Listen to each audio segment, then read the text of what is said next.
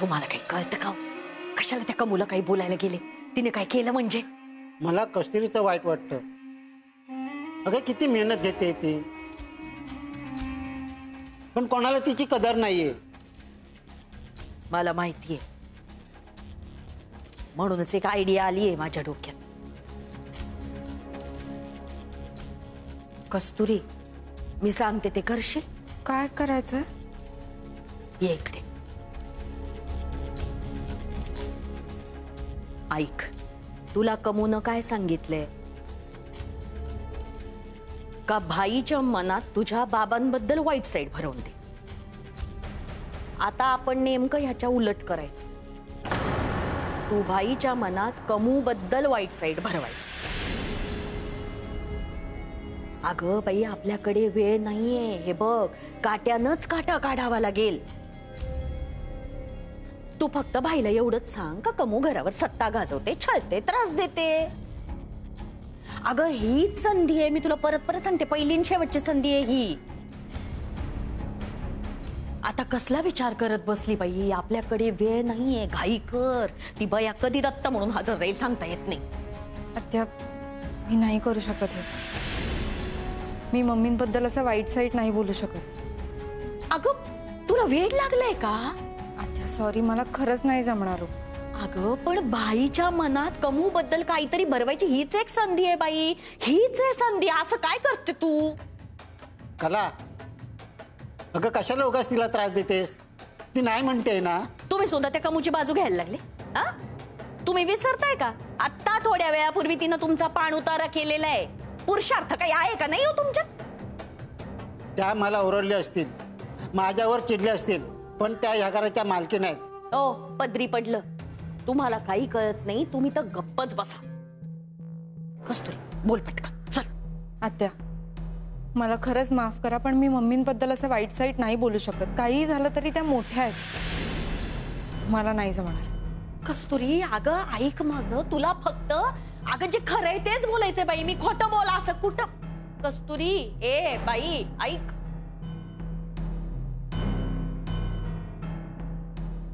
तुम्हाला मध्ये बोलायला कुणी सांगितलं होतं? आता काय केलंय मी? अहो, तुम्ही मध्ये बोलला नसतात तर ती कस्तुरी अशी निघून गेली नसती ना. मी तिला बोलू नको असं सांगितलं. आता त्या कस्तुरीला वाटेल का मी तिच्या मनात मुद्दामून कमूबद्दल काही वाईट साईड भरवतेय म्हणून. तुमच्यामुळे आता कस्तुरीच्या नजरेत मी वाईट झाली असेल. मग अशी कामं करायचीच कशाला? काय म्हणाला? काय नाही. कमू एक तशी, ही कस्तुरी एक तशी. दोघी नागास न घेत. आता त्या कस्तुरीला एवढं सांगून सुद्धा ऐन वेळेला तिनं माती खाल्ली. जरा बोलली असती भाई समोर का ती कमू कसं वागते, कसा त्रास देते, तर काय बिघडलं असतं कोणास ठाऊक. आणि तुम्ही एक, आजपासून मी जे सांगते तसंच वागायचं. त्या भाई बद्दल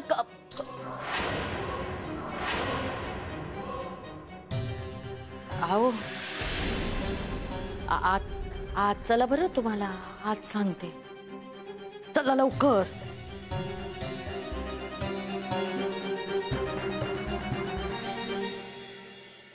सांगितलेलं काम झालं का शिवा? हो झालं मम्मी.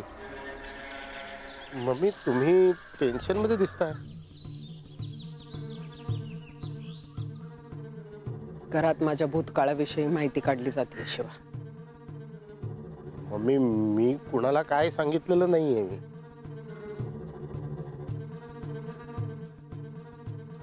शिवा, तुला कोणी काही विचारलं का?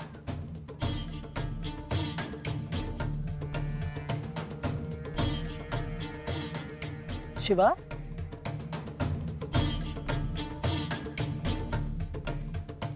एकदा माफ केलंय तुला, परत माफ करायची नाही. कोण येते सांग? छोटा बाई. काय हो. सुरू ना तुला हे विचारलं? हा म्हणजे मम्मी ते त्या दिवशी मी यासाठीच आलो होतो ना घरी. शिवा, तू मला आधी का नाही सांगितलं? आधी का नाही सांगितलंस हे? मम्मी आता त्या दिवशी मी सांगणार होतो पण तुम्ही मला बोलूच नाही दिलं. काय विचारलं त्यानं? हेच की म्हणजे तुम्ही कसे होतात, काय होता, काय करत होता, हे असे प्रश्न विचारत होता मला. तू काय सांगितलंस? मी काहीच नाही सांगितलं मम्मी. म्हणजे तुमची शपथ. म्हणजे माझी शपथ घेऊन सांगतो मम्मी की मी काही नाही सांगितलं त्याला, आणि यावेळेस खोटं बोलत असेल ना तर गोळी घाला तुम्ही मला. सौरभ हे सगळं का अचानक विचारायला लागलंय? सौरभने हे समजा मला विचारलं तर डोक्याला ताप झालाय नुसता.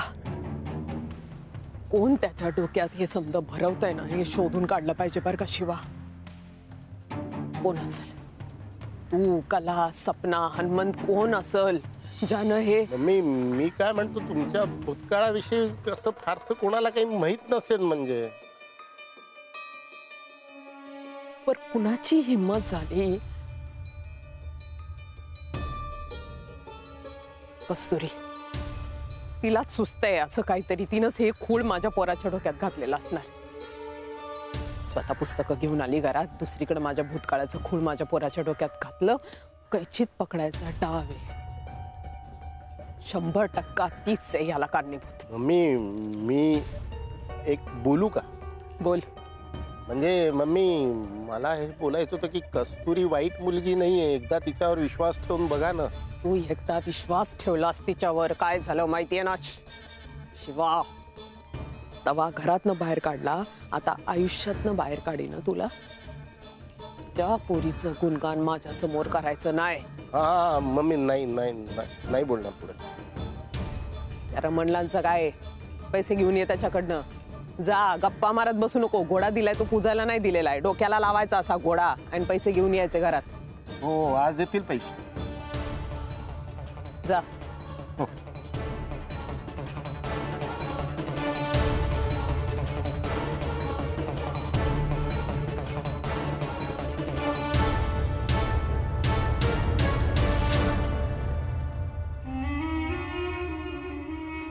काय ग पुढं काय झालं?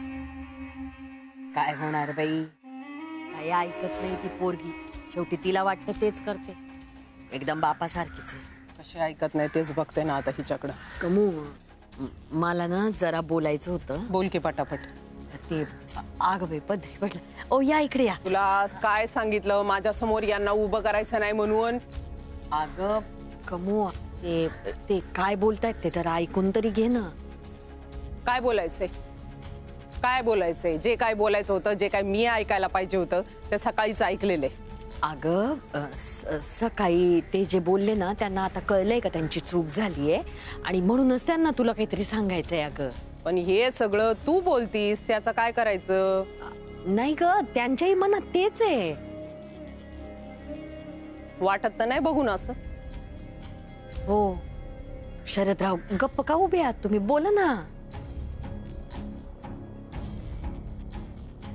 हो पदरी पडलं. तुम्ही मला सकाळी जे काही सांगितलं ते आता कमू समोर सांगा ना. मम्मी मी तुमच्या बाजूनेच आहे. सकाळी जे काही बोललो त्याबद्दल मला माफ कर. चूक झालीये तुमच्याकडनं, चला माफ केलं तुम्हाला. पण परत एक गोष्ट लक्षात ठेवायची, कुणासमोर बोलताय, काय बोलताय याचं भान डोक्यात ठेवायचं.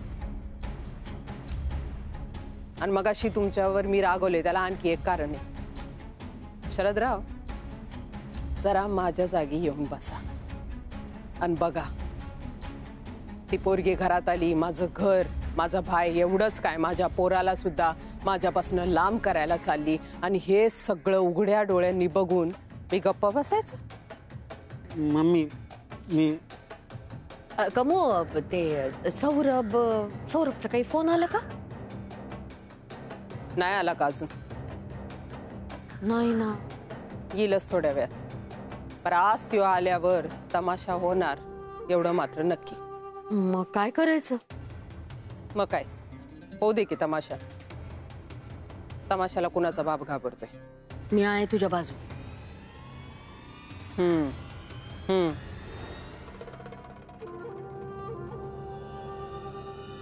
शरदराव शाबास. असंच माझ्या बाजूने बोलत जा, कळलं का? आणि मग अशी पटकन बोलायला काय झालं होतं? किती वेळ लावला? जा आता जा. आज जर मी आलीच जा.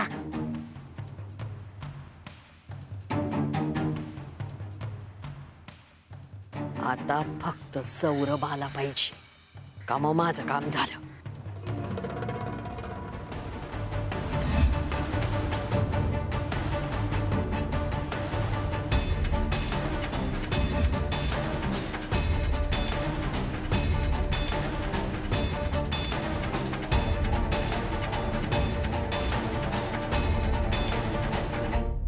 आत्या हं? काय झालं? तू हे असं का बसलीस इथे? काय सांगायचं बाबा, घराच्या आत तर जावंसच वाटत नाही. एके दिवशी मी घर सोडून जाणार आहे बरं का सौरभ, खरंच. हे आत्या, असं नको बोलूस ग. काय झालं? काय झालं नाही ते इच्छा. मला सांग ना, एवढं काय झालं? अरे तू कस्तुरीला पुस्तक आणून दिलीस, बरोबर? बरोबर. मग आता तुला काय वाटतंय का ती अभ्यास करते? अगं पण मी फोन करून विचारलं तिला, मला म्हणाली ती अभ्यास करते म्हणून. ती तुझ्याशी खोटं बोलतीये. काय? तेव्हा ती किचन मध्ये काम करत होती आणि अजून सुद्धा ती कामच करते पोरगी. ठीक आहे, मी बोलतो तिच्याशी. हे बाबा, हे बघ ऐक, त्या पोरीला काही ओरडू नको. नाही म्हणजे तिला अभ्यास करायचा आहे पण तिच्या हातात पुस्तकच नाही, तर ती काय करणार आहे? आत्या, अगं मी स्वतः तिला सगळी पुस्तकं आणून दिली. अरे बाबा, तू तुझं काम केलं, मग पण कमून सगळी पुस्तकं आपल्या ताब्यात घेतली, आपल्या खोलीत ठेवली आणि वर तिला काय म्हणते, अभ्यास केला तर पुस्तकं फाडून टाकेन. बघा आता. पुस्तकं फाडून टाकीन असं मम्मी म्हणाली. मग अरे बाबा, ज्या घरात विद्येचा अपमान होतो, सरस्वतीचा अपमान होतो, त्या घरात राहायची कशी इच्छा होईल कोणाला? आणि ती पोरगी कस्तुरी, मला तिचं वाईट वाटतं रे. म्हणजे आता ती पोरगी शिकायचं म्हणते चांगलं काहीतरी, तरी काहीतरी खोडा आहेच. हे चुकीचं आहे. मी आत्ता बोलतो ना जाऊन मम्मीशी. ए बाबा, नाही तू बोल तिच्याशी जाऊन, पण माझं नाव सांगू नको.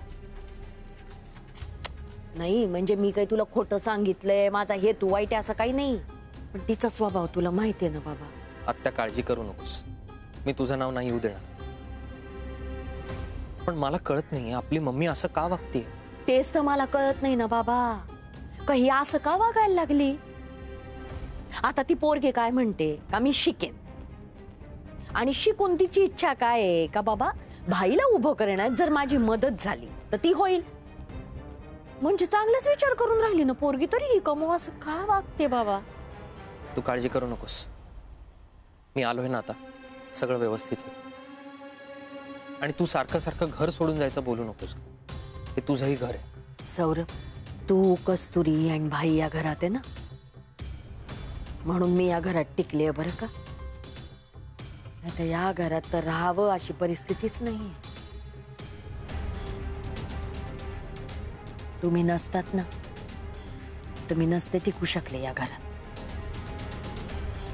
जा कस्तुरीशी बोल. बोलतो.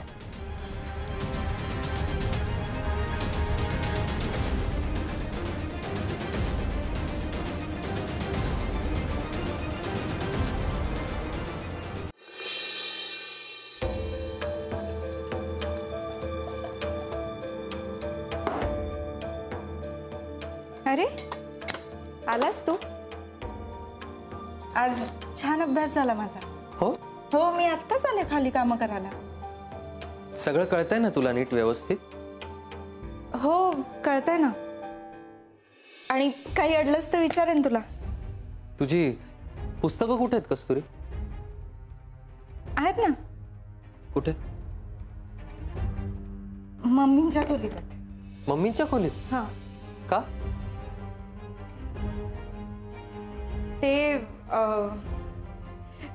ते मी अभ्यास करत होते तेव्हा मम्मी आल्या आणि त्यांना उत्सुकता वाटत होती की एवढ्या मोठ्या मोठ्या पुस्तकांमध्ये काय असतं, तर त्या म्हणाल्या मला वाचून दाखव. मग मी वाचून दाखवत होते. मग पुढे?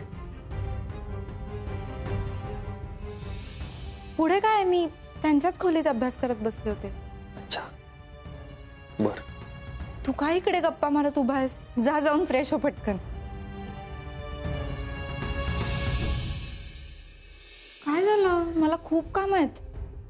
कला आत्या आणि सपना तरी किती कामं करणार ना. माझी शपथ घे आणि सांग हे असंच घडलं म्हणून. अरे डॉक्टरच ना तू, मग डॉक्टर असून काय असं शपथेवर वगैरे विश्वास ठेवतो असं काही नसतं. हो, हे बघ कस्तुरी, तू मला काही सांगितलं नाहीस ना तरी मला सगळं कळलंय. मला माहिती की मम्मीने तुला अभ्यास करू दिला नाही, पुस्तकं वगैरे फाडायचा प्रयत्न केला, सगळं कळलं मला. बरोबर ना? सौरभ जाऊ दे ना आता. याच्यावरून नको आहेत मला भांडणं. मलाही नकोय भांडणं, मलाही नकोय चिडचिड, पण तरी सुद्धा असं होतंय. तू सोड ना आता विषय. मम्मींना जसं वाटतं तसं होऊ दे. आता तुलाच डॉक्टर व्हायचं नसेल म्हटल्यावर मी तरी काय बोलू. ठीक आहे, होऊ देत तुझ्या मनासारखं. आधी तुझी परिस्थिती नव्हती म्हणून तुला डॉक्टर होता आलं नाही, आणि आता हे असं घडतंय म्हणून तुला होता येणार नाही. ठीक आहे, ह्या पुढे तुझा कुठलाही प्रॉब्लेम घेऊन माझ्याकडे येऊ नकोस. सौरभ, अरे आपण चुकतोय असं नाही म्हणायचंय मला, पण मम्मींचा गैरसमज कसा दूर करायचा तूच सांग. त्याचं मी बघतो ना कस्तुरी. तू कशाला टेन्शन घेतेस? तू अभ्यासावर लक्ष दे. अभ्यासात पुढे मागे झालेलं मला अजिबात चालणार नाही, आणि तुझ्या अभ्यासामध्ये आणि तुझ्यामध्ये कोणीही येऊ शकत नाही, मग ते कोणीही असो.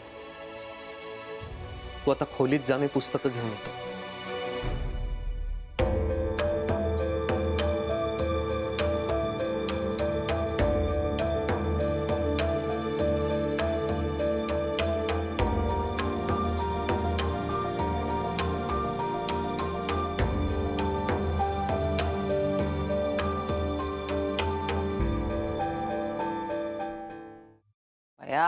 वजनापेक्षा जाड पुस्तकं कशी अभ्यास करणार होती काय माहिती.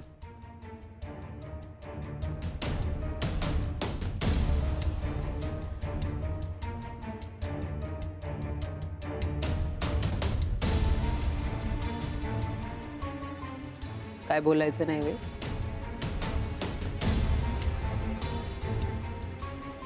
मला ना वाद घालायचा नाही. असं वे, कुणाला आवडतो वाद घालायला? ये बस गप्पा मारूयात आपण. वेळ नाही मम्मी. असं वे, आता कुणाला तरी स्वतःच्या मम्मीशी बोलायची लाज वाटतेय का? असं काही नाही. मग कसे? तासन तास गप्पा मारणारा माझा पोरगा आज माझ्याशी 2 मिनिट सुद्धा गप्पा मारायला तयार नाही. मग कसे? मम्मी, आजपर्यंत तू जशीही वागलीस मी कधीही काहीही बोललो नाही, पण आज तू कस्तुरीच्या अभ्यासाच्या मध्ये येतेस हे मला अजिबात पटलेलं नाही. वा सौरभ, वा. मी अभ्यासाच्या विरोधात आहे असं तुला बी वाटतंय? तू कसा काय डॉक्टर झालास रे मग? नाही, आज जरा बोलतेस. तुला जरी गप्पा मारायच्या नसल्या तरी सुद्धा बोलते. काय लहानपणी ना तुला अभ्यास आवडायचा नाही. तुला अभ्यासाला बसवला, थोडा वेळ बसायचा, नंतर नुसता खेळाच्या नादाला लागायचंच. मला कळायचं नाही तुला अभ्यासाकडं कसं घेऊन जाऊ. मग मी तुझ्या बरोबर तासन तास अभ्यासाला बसायची बरं का. मी 5वी नापास बाई, पण तुझा अभ्यास व्हावा म्हणून तुझ्या बाजूला अशी बसून असायची. नंतर तू मोठा झालास, तुझं तुला कळायला लागलं, तुझा तू अभ्यास बी करायला लागला. एक दिवशी आला, मला म्हणाला मला डॉक्टर व्हायचंय बरं का मम्मी. एवढा आनंद शब्दात सुद्धा सांगू शकत नाही कोणा. आपल्या घरातला पहिला पोरगा असा जो म्हणतोय मला डॉक्टर व्हायचंय बरं का मम्मी. आपण सरळ कामाला लागलो. आपल्याला नाही माहिती पोराला डॉक्टर बनवायचं म्हणजे काय करायचं काय नाही करायचं, पण जे जसं जसं समोर येत गेलं तसं तसं करत गेलं. तू म्हणाला मला अभ्यास करायचा आहे, घरात शांतता पाहिजे. आपण गुंडा माणसांना बाहेर घराच्या तेव्हापासून कोणाला बी एंट्री दिली नाही घरात. घरामध्ये कुठल्याही प्रकारचे तमाशे आपण होऊ दिले नाही का? तर तुझा अभ्यास व्हायला पाहिजे. तू डॉक्टर झालास तेव्हा माझ्या डोळ्यातनं पाणी आलं. तुला दिसलं नसेल पाणी, पण माझ्या डोळ्यातनं आलं बरं का. कारण भाई प्रताप साटम त्याच्या घराण्यातला पहिला पोरगा, यशस्वी डॉक्टर,